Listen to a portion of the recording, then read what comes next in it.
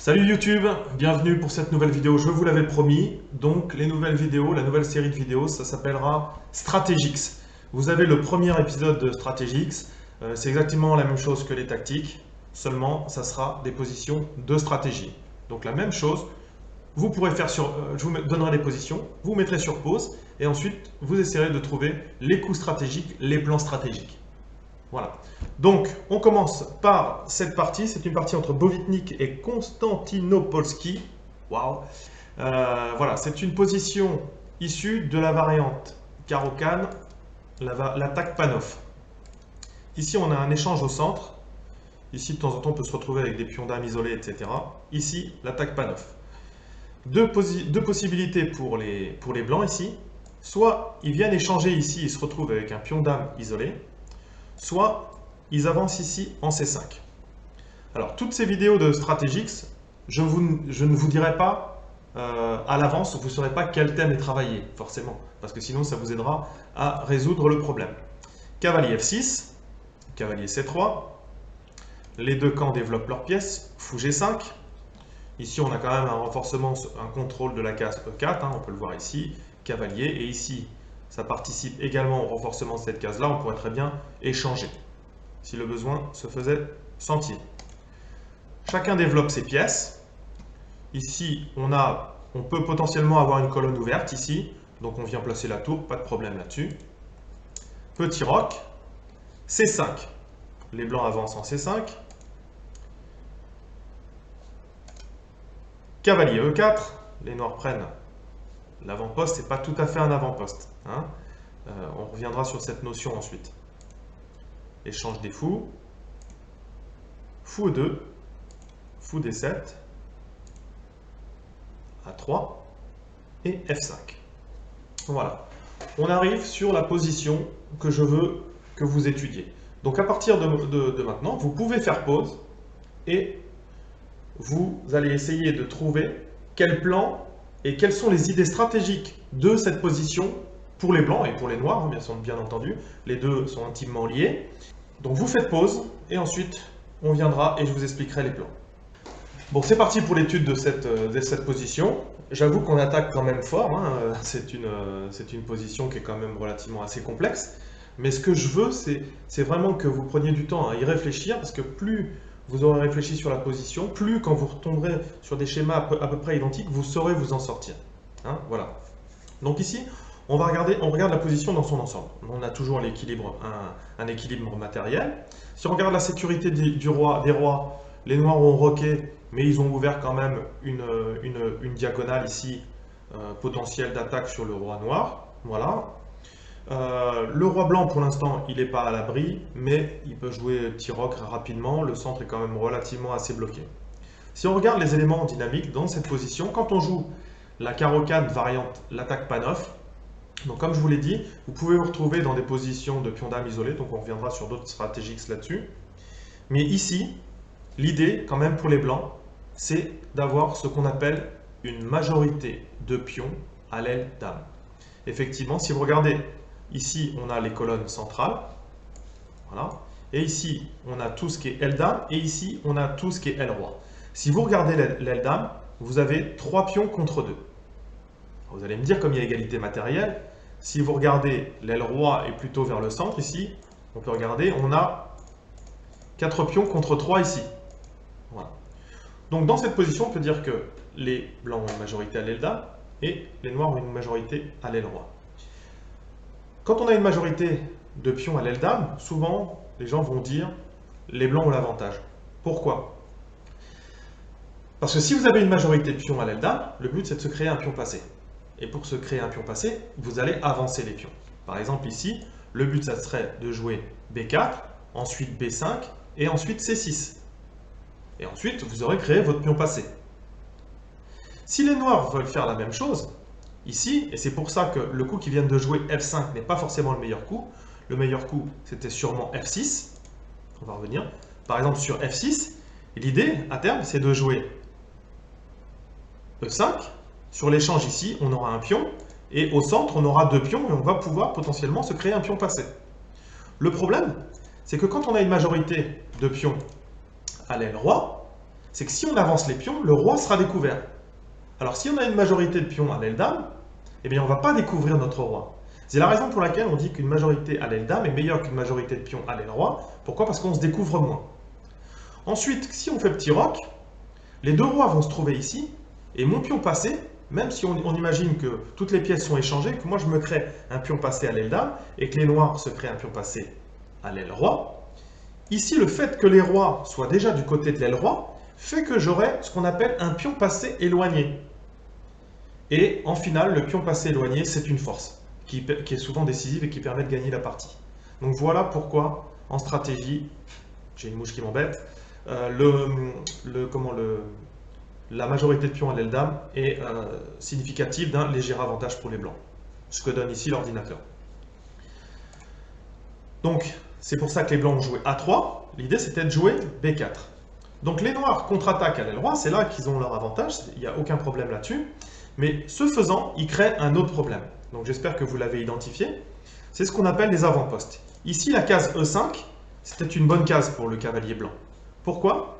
Parce que quand vous êtes en E5, là, pour le coup, c'est un avant-poste. On parle d'avant-poste quand un cavalier va se situer sur une case où il ne pourra pas être attaqué par un des pions qui sont sur les côtés. Effectivement, les deux pions sont déjà en D5 et en F5. Donc, s'il y a un cavalier qui est sur la case E5, il ne peut pas être chassé par un pion. Donc ça, c'est ce qu'on appelle un avant-poste. Pour l'instant, le problème, c'est qu'on a un cavalier qui défend cette case-là.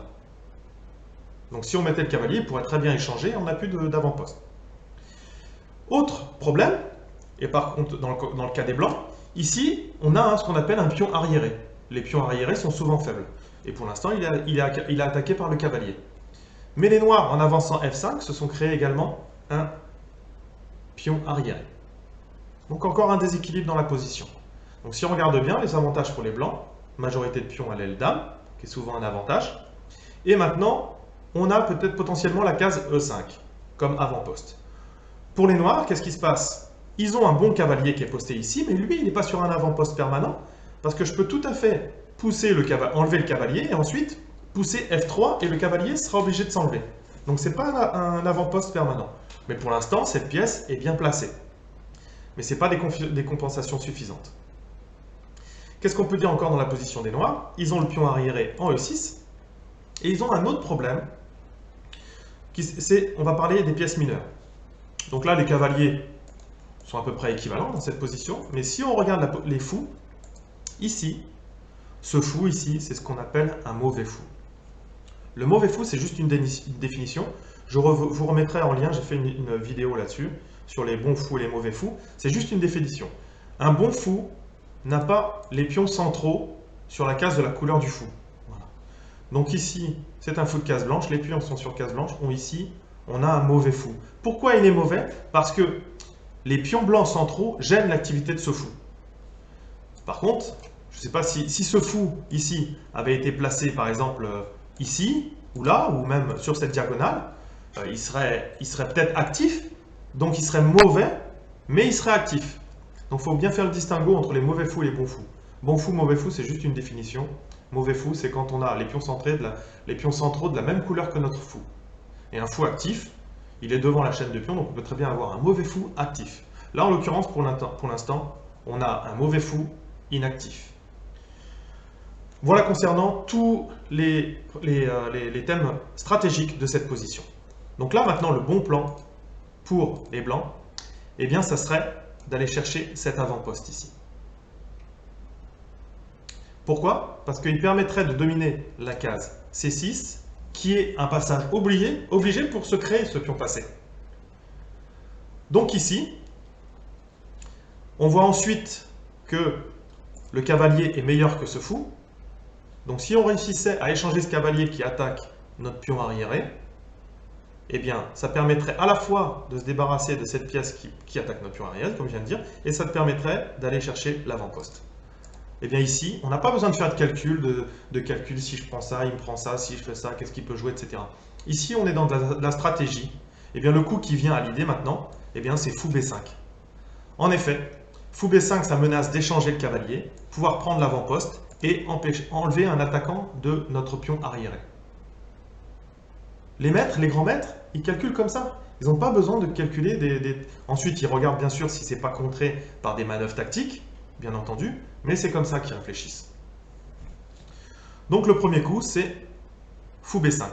Et là, il faut que les noirs réagissent rapidement. Si par exemple, ils se laissent aberrer, et c'est souvent le cas dans les parties de débutants, ici le fou est menaçant, eh bien on vient attaquer la pièce menaçante. Et ça, c'est très rassurant chez les débutants. On a toujours envie que nos coups soient actifs. On a toujours envie que nos coups fassent quelque chose. C'est pour ça que souvent, les débutants jouent les échecs. On dit Mazette voit échec, Mazette fait échec. Mais parce que c'est rassurant de faire un échec. Parce qu'on se dit, le roi est obligé de bouger, donc je ne suis pas inquiété, etc. Mais aux échecs, ce n'est pas forcément l'échec qui va gagner. C'est souvent plutôt le blocage de cases, et ensuite pour entraîner un échec où le roi n'aura pas de cases, etc. Ici, par exemple, sur l'attaque du pion, eh ben, en fait, on ne ferait que aider les blancs. Par exemple, tout simplement, il prendrait ici, fou C6, et le cavalier viendrait sur son avant-poste et contrôler la case C6. Ici, par exemple, des dames G5, on essaie de trouver des coups actifs. On voit qu'en plus, le cavalier en étant venu ici, on va pouvoir peut-être pousser à terme ici. Petit roc. Maintenant, le roi blanc est à l'abri. Ici, les noirs, eh bien, ils vont essayer d'attaquer à l'aile roi. C'est là où ils ont un avantage, donc c'est là qu'ils vont essayer. Mais ici, maintenant, rien n'empêcherait de créer, par exemple, en prenant ici sur le cavalier, je vais jouer quelque chose d'idiot, mais voilà. Quand on vient ici, on voit ici que sur une avancée et ensuite celle-ci, on va se créer un pion passé. Voilà. Donc si dans le même temps on réussit à contrecarrer l'attaque des noirs à l'aile roi et qu'on vient se créer notre pion passé à l'aile dame, eh bien on sera sûrement avec un avantage positif. Donc forcément, les deux joueurs étaient des grands maîtres, chevronnés. Donc ici, les noirs ne se laissent pas faire.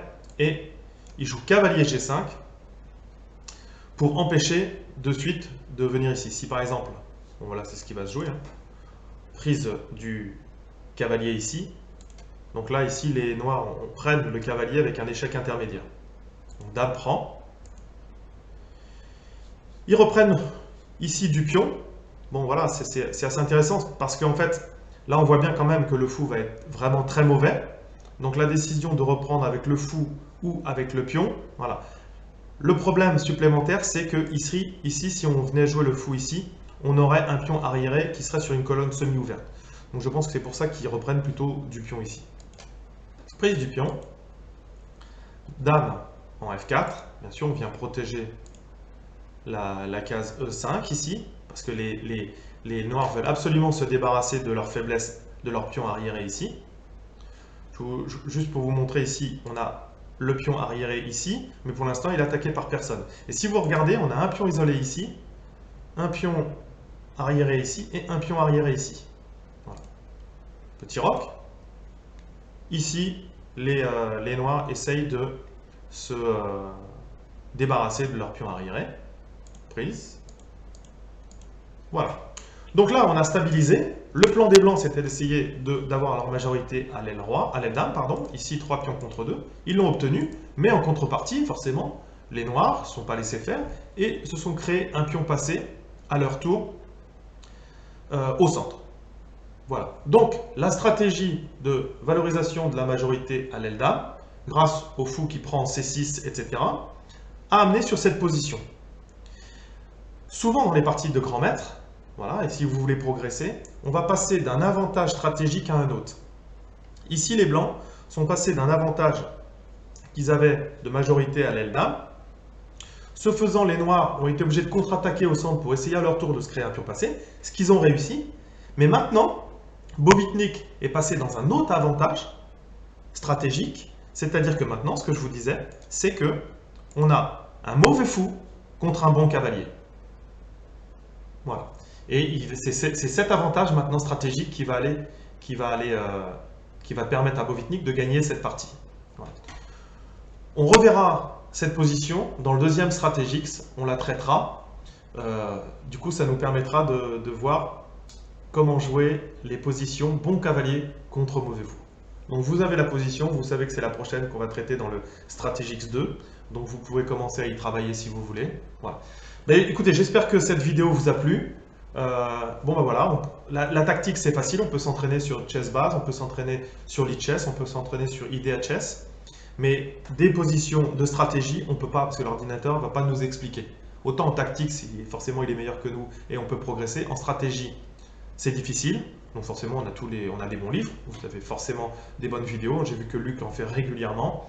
Moi j'essaierai d'en faire également régulièrement pour qu'on puisse, toujours pareil, progresser. Je vous rappelle le site www.chesstrainer2000.com. N'hésitez pas à mettre vos commentaires sur Facebook, Twitter, en dessous de cette vidéo. N'hésitez pas à liker, à partager. Voilà. À bientôt, travaillez bien, ciao.